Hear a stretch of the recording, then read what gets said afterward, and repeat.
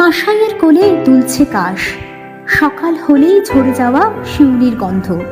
ঠাকুর দালানে পড়ছে নতুন রং, ভিড় উপচে পড়ছে শপিং মলে। সবে মিলিয়ে পুজোর গন্ধ জগৎ জুড়ে। আর এই শারদ উৎসবে পুরুলিয়া মিররের বিশেষ প্রতিবেদন।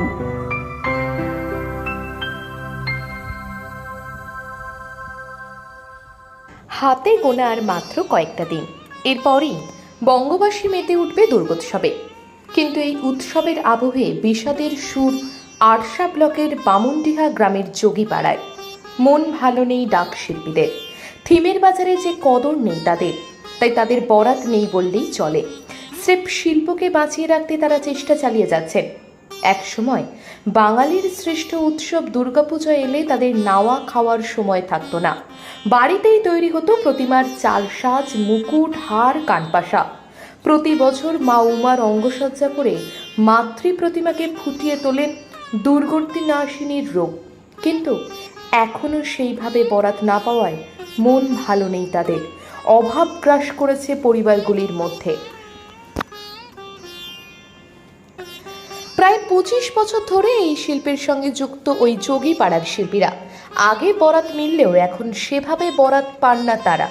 থিম পুজোর দাপটে ডাকের কদর কমেছে, তাই মুখে হাসি নেই যোগী পরিবারগুলির। তো পূর্বপুরুষ থেকেই আছে, কিন্তু আমি নিজে আজ 25 বছর থেকে এই ব্যবসায় জড়িত। এবছর বাজার কেমন?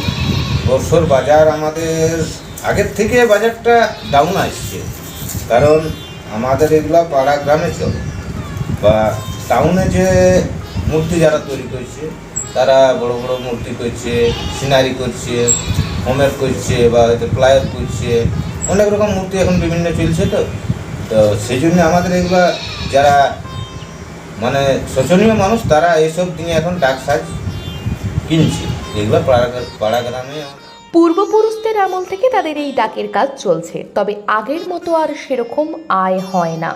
বরাত অনেক কমে গিয়েছে। কোনো রকমে এই শিল্পকে বাঁচিয়ে রেখেছেন তারা। কতদিন ধরে ব্যবসার সাথে যুক্ত আছেন?